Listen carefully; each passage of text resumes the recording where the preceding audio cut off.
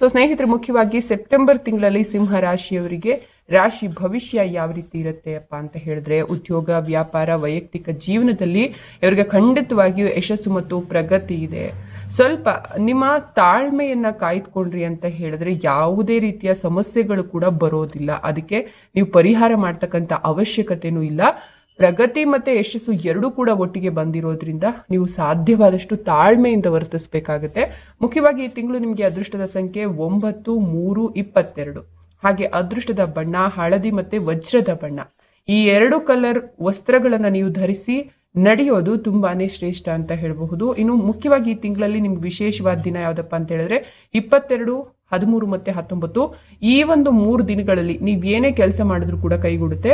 ಮುಖ್ಯವಾಗಿ ಓಂ ಹ್ರೀಂ ಮಹಾಲಕ್ಷ್ಮಿಯ ನಮಃ ಅನ್ನೋ ಮಂತ್ರವನ್ನ ಪ್ರತಿ ದಿನ 101 ಬಾರಿ ಪಠಿಸಿದ್ರೆ ಯಶಸ್ಸು ಕಟ್ಟಿಟ್ಟ ಬುತ್ತಿ. ಇದು ನಿಮ್ಮ ಸೆಪ್ಟೆಂಬರ್ ತಿಂಗಳ ರಾಶಿ ಭವಿಷ್ಯ.